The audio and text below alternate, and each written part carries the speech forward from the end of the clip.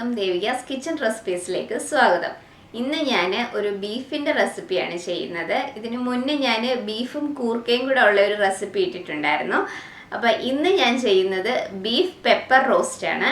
അപ്പോൾ ഇത് എങ്ങനെയാണ് ഉണ്ടാക്കുന്നതെന്ന് നോക്കാം. ബീഫ് പെപ്പർ റോസ്റ്റ് ഉണ്ടാക്കാനായിട്ട് ഞാനിവിടെ 1/2 കിലോ ബീഫാണ് നന്നായിട്ട് ക്ലീൻ ചെയ്തെടുത്ത് വെച്ചിരിക്കുന്നത്. അപ്പോൾ ഇതിനി നമുക്ക് നന്നായിട്ടൊന്ന് വേവിച്ചെടുക്കണം. അപ്പോൾ അതിന് വേണ്ടിയിട്ട് ഞാനിതൊരു കുക്കറിലേക്ക് ഇട്ട് കൊടുക്കുകയാണ്. ഇനി ഇതിലേക്ക് ഇഞ്ചി വെളുത്തുള്ളി ചതച്ചതും കൂടെ ഇട്ട് കൊടുക്കാം. ഇതിപ്പോൾ ഞാൻ ഇതിൻ്റെ പകുതിയെ ഇപ്പോൾ ഇടുന്നുള്ളൂ, ബാക്കി പകുതി നമുക്ക് ഉള്ളി വഴറ്റുമ്പോൾ അതിൻ്റെ കൂട്ടത്തിൽ ഇട്ട് കൊടുക്കാം. ഇതിപ്പോൾ ഞാൻ വലിയൊരു കഷ്ണം ഇഞ്ചിയും വലിയൊരു കുടം വെളുത്തുള്ളിയാണ് എടുത്തിരിക്കുന്നത്, ചതച്ചെടുത്തിരിക്കുന്നത്. ഇനി ഇതിലേക്ക് കുറച്ച് കറിവേപ്പില ഇട്ട് കൊടുക്കാം. ഇനി ഇതിലേക്ക് ഞാൻ 1/2 ടീസ്പൂൺ കുരുമുളക് പൊടി ഇട്ട് കൊടുക്കുകയാണ്. 1/4 ടീസ്പൂൺ മഞ്ഞൾപ്പൊടി, 1 ടീസ്പൂൺ മുളക് പൊടി,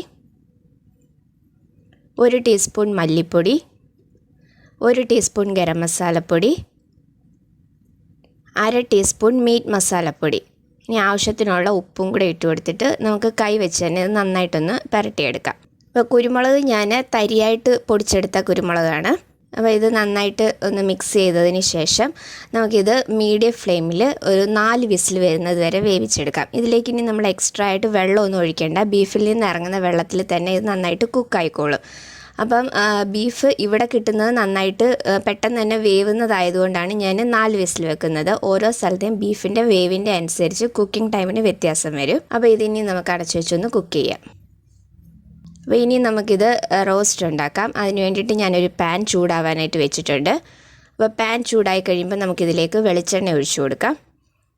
ഞാനിപ്പോൾ ഒരു 1.5 ടേബിൾ സ്പൂണോളം വെളിച്ചെണ്ണ ഒഴിച്ചു കൊടുക്കുന്നുണ്ട്. നാടൻ റെസിപ്പി ആയതുകൊണ്ട് വെളിച്ചെണ്ണയിൽ ചെയ്യുമ്പോഴായിരിക്കും കൂടുതൽ ടേസ്റ്റ്. ഇനി ഞാനിവിടെ കുറച്ച് തേങ്ങാക്കൊത്ത് എടുത്തിട്ടുണ്ട്. 1 പിടി തേങ്ങാക്കൊത്താണ് എടുത്തിരിക്കുന്നത്. അപ്പോൾ ബീഫിൽ ഇതും കൂടെ ചേർക്കുമ്പം നല്ല ടേസ്റ്റ് ആയിരിക്കും. ഇനി കുറച്ച് ചെറിയ ഉള്ളി എടുത്തിട്ടുണ്ട്, ഒരു 30 ചെറിയ ഉള്ളി എടുത്തിട്ടുണ്ട്. അത് ഞാൻ നീളത്തിലൊന്ന് കീറി എടുത്ത് വെച്ചിരിക്കുകയാണ്. ഒരു മീഡിയം സൈസിലുള്ള സവാളയും നീളത്തിലൊന്ന് അരിഞ്ഞെടുത്ത് വെച്ചിട്ടുണ്ട്. 3 പച്ചമുളക് എടുത്തിട്ടുണ്ട്. അതുപോലെ തന്നെ കുറച്ച് കറിവേപ്പില എടുത്തിട്ടുണ്ട്. അപ്പം എണ്ണയൊന്ന് ചൂടായി കഴിയുമ്പോൾ നമുക്കിതിലേക്ക് തേങ്ങാക്കൊത്ത് ഇട്ട് കൊടുക്കാം. ഇപ്പോൾ തേങ്ങാക്കൊത്ത് ഇടുന്നത് ഇഷ്ടമില്ലാത്തവർ അതിട്ടില്ലെങ്കിലും കുഴപ്പമില്ല, പക്ഷേ അതും കൂടി ഇടുമ്പോൾ നല്ലൊരു ടേസ്റ്റ് ആയിരിക്കും. അപ്പോൾ ഇതൊന്ന് വഴറ്റിയെടുക്കാം. ഇനി ഇതിലേക്ക് പച്ചമുളക് ഇട്ട് കൊടുക്കാം. അപ്പോൾ പച്ചമുളക് ഓരോരുത്തരുടെ എരിവിൻ്റെ അനുസരിച്ച് ചേർത്തോണം. ഇനി ഇതിലേക്ക് ഞാൻ ബാക്കി വെച്ചിരുന്ന ഇഞ്ചി വെളുത്തുള്ളി ചതച്ചതും കൂടെ ചേർത്ത് കൊടുക്കുകയാണ്. അപ്പം ഈ ഇഞ്ചിയുടെയും വെളുത്തുള്ളിയുടെയും ആ പച്ചച്ചുവയൊന്ന് മാറുന്നത് വരെ നമുക്കൊന്ന് വഴറ്റിയെടുക്കാം. ഇനി ഇതിലേക്ക് നമുക്ക് ഉള്ളി ചേർത്ത് കൊടുക്കാം. സവാളയും ചെറിയ ഉള്ളിയും ചേർത്ത് കൊടുക്കാം. ചെറിയ ഉള്ളി കൂടുതൽ ചേർക്കുകയാണെങ്കിൽ അത്രയും കൂടുതൽ ടേസ്റ്റ് ആയിരിക്കും. അപ്പം ഇനി നമുക്ക് കുറച്ച് ഉപ്പും കൂടെ ഇതിലേക്ക് ഇട്ട് കൊടുക്കാം. അപ്പോൾ പെട്ടെന്ന് തന്നെ ഉള്ളി വഴന്ന് കിട്ടുമല്ലോ. ഇനി ഈ ഉള്ളി നന്നായിട്ട് വഴന്ന് വരുന്നത് വരെ നമുക്കത് വഴറ്റിയെടുക്കണം. ഇനി ഇതിലേക്ക് കറിവേപ്പിലയും കൂടി ഇട്ട് കൊടുക്കാം. ഉള്ളി ഒരു ലൈറ്റ് ബ്രൗൺ കളർ ആവുന്നത് വരെ നന്നായിട്ട് വഴറ്റിയെടുക്കാം. ഇപ്പോൾ നമ്മുടെ ഉള്ളിയൊക്കെ നന്നായി വഴന്ന് വന്നിട്ടുണ്ട്. ഇനി പൊടികൾ ഇട്ട് കൊടുക്കാം. 1/4 ടീസ്പൂൺ മഞ്ഞൾപ്പൊടി, 1 ടീസ്പൂൺ കുരുമുളക് പൊടി, 1/4 ടീസ്പൂൺ മീറ്റ് മസാലപ്പൊടി, 1/2 ടീസ്പൂൺ മല്ലിപ്പൊടി, 1/2 ടീസ്പൂൺ ഗരം മസാലപ്പൊടി. ഇപ്പോൾ പൊടികളുടെ പച്ചമണം മാറുന്നത് വരെ നന്നായിട്ടൊന്ന് വഴറ്റിയെടുക്കാം. അപ്പം മീറ്റ് മസാലയ്ക്ക് പകരം ഗരം മസാല തന്നെ ചേർത്താലും മതി. ഇപ്പം ഞാൻ മീറ്റ് മസാല ചേർത്തപ്പോഴാണ് കുറച്ചുകൂടെ നല്ലൊരു ടേസ്റ്റ് എനിക്ക് തോന്നിയത്. അപ്പോൾ ഇനി ഞാൻ ഇതിലേക്ക് ചെറിയൊരു തക്കാളിയും കൂടി ഇട്ട് കൊടുക്കുകയാണ്. അപ്പോൾ വലിയ തക്കാളിയാണെന്നുണ്ടെങ്കിൽ പകുതി എടുത്താൽ മതി. ഇതിപ്പോൾ ഞാൻ ചെറുതായതുകൊണ്ടാണ് ഒരെണ്ണം എടുത്തേക്കുന്നത്. അപ്പം ബീഫിൽ തക്കാളി ഒരുപാട് നമ്മൾ ചേർക്കേണ്ട കാര്യമില്ല. അപ്പോൾ ഇതും കൂടെ നന്നായിട്ടൊന്ന് വഴറ്റിയതിന് ശേഷം ഈ തക്കാളി നന്നായിട്ട് കുക്കായി നന്നായിട്ട് ഉടഞ്ഞു വരണം. അപ്പോൾ അതിന് വേണ്ടിയിട്ട് നമുക്കിതൊന്ന് അടച്ചു വെച്ച് കുക്ക് ചെയ്യാം. അപ്പോൾ വെള്ളമൊന്നും ഒഴിക്കേണ്ട, അല്ലാതെ തന്നെ നന്നായിട്ട് നമുക്കിത് അടച്ചു വെച്ച് കുക്ക് ചെയ്യാം. ഇപ്പോൾ നമ്മളുടെ തക്കാളിയൊക്കെ നന്നായിട്ട് വെന്ത് ഉടഞ്ഞു വന്നിട്ടുണ്ട്. അപ്പോൾ ഇനി നമ്മൾ നേരത്തെ കുക്ക് ചെയ്ത് വെച്ചിരിക്കുന്ന ബീഫും കൂടി ഇതിലേക്ക് ചേർത്ത് കൊടുക്കാം.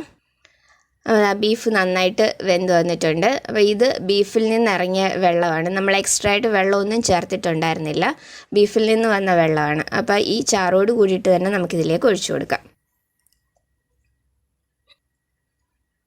അപ്പോൾ ഇനി ഇത് എല്ലാം കൂടെ നന്നായിട്ടൊന്ന് മിക്സ് ചെയ്തിട്ട് ഈ ഗ്രേവി നന്നായിട്ട് ഒന്ന് വറ്റിച്ചെടുക്കണം. നമ്മൾ റോസ്റ്റ് ആണല്ലോ ഉണ്ടാക്കുന്നത്. അപ്പോൾ അതുകൊണ്ട് ഈ ഗ്രേവി നന്നായിട്ട് വറ്റി ഒന്ന് വരണ്ട് വരണം. അപ്പോൾ അതിന് വേണ്ടിയിട്ട് നമുക്കിതൊന്ന് അടച്ചു വയ്ക്കാം. ഇപ്പോൾ നമ്മളുടെ ഗ്രേവിയൊക്കെ നന്നായി വറ്റി ഒന്ന് വരണ്ട് വന്നിട്ടുണ്ട്. അപ്പോൾ ഈ ഒരു പരുവത്തിൽ നന്നായിട്ട് വരട്ടിയെടുക്കണം. അപ്പോൾ ഇത് കൂടുതൽ റോസ്റ്റാക്കി എടുക്കേണ്ടവർ ഒരു പാനിലേക്ക് കുറച്ച് എണ്ണ ഒഴിച്ചിട്ട് ഇത് നന്നായിട്ട് ഒന്നുകൂടെ ഒന്ന് ഡ്രൈ റോസ്റ്റാക്കി എടുത്താൽ മതി. പക്ഷേ ഞാനിപ്പോൾ അങ്ങനെ ചെയ്യുന്നില്ല, ഞാനിപ്പോൾ ഫ്ലെയിം ഓഫ് ചെയ്യാണ്. അപ്പോൾ ഞാൻ ഈ ഒരു പരുവത്തിലാണ് എടുക്കുന്നത്. അപ്പം നല്ല ഈസി ആയിട്ട് തന്നെ ഉണ്ടാക്കാൻ പറ്റിയാണ്, നല്ല ടേസ്റ്റി ആയിട്ടുള്ളതാണ്. ചപ്പാത്തിയുടെയും പൊറോട്ടയുടെയും റൈസിൻ്റെ എല്ലാം കൂടെ നല്ല ഒരു കോമ്പിനേഷനാണിത്. അപ്പോൾ എല്ലാവരും ഇതൊന്ന് ട്രൈ ചെയ്ത് നോക്കണം. പിന്നെ എരിവ് കൂടുതൽ വേണ്ടവർ ലാസ്റ്റ് സ്റ്റേജിൽ കുറച്ച് കുരുമുളക് പൊടിയും കൂടെ എക്സ്ട്രാ ചേർത്ത് കൊടുത്താൽ മതി.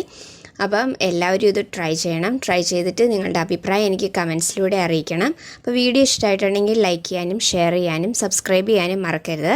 അപ്പോൾ അടുത്ത വീഡിയോയിൽ വേറൊരു നല്ല റെസിപ്പി ആയിട്ട് കാണാം. താങ്ക്